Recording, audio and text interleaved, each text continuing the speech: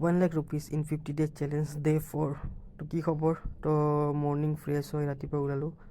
ওলাই ভাবিলোঁ যে আজি কাম অলপ কম হ'ব কাৰণ এইকেইদিন অলপ বৰষুণৰ কাৰণে কাম কম হৈ আছে তো মৰ্ণিং ধামধুম ওলাই ল'লোঁ ফ্ৰেছ হৈ ওলাই আহিলোঁ গাড়ীত বস্তু ভৰালোঁ আৰু কৈ দিওঁ যে এটা ইমান বদমাছ আমি ক'ৰবাত যাব খোজা হ'লে আগভাগে ওলাই কিনে মানে আমাৰ লগত ৰেডি হৈ যায় যাবৰ কাৰণে বেচেৰা ইয়াক লৈ যাব নোৱাৰোঁ কাৰণ কাষ্টমাৰ থাকে ন তো ইয়াক আকৌ খেদি ভিতৰত সোমাব লগা হৈছে তো নেক্সট ডেষ্টিনেশ্যন আমি পাই গ'লোঁ তো ডেষ্টিনেশ্যনত আমি এতিয়া কাম ষ্টাৰ্ট কৰিম আৰু ৰখি আছিলোঁ লাইন নাছিল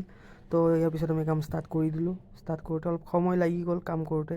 তো কৰি আছোঁ তো আউটডোৰ বহোৱা হৈ গ'ল ধুনীয়াকৈ বহাই ইনডোৰ বহালোঁ তো ইনডোৰ বহাই কিনে আমি ফিটিং কৰি অন কৰি চালোঁ ধুনীয়া কণ্ডিশ্যনত চলি আছে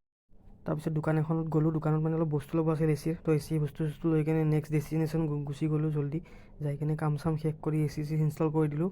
তো আজি দিনটোৰ হাজিৰা ওলাল টোটেল 2000 rupees আৰু টোটেল হ'ল আমাৰ 9000 তো আজিলৈ ইমানেই তো বাই টাটা চি ইউ চুন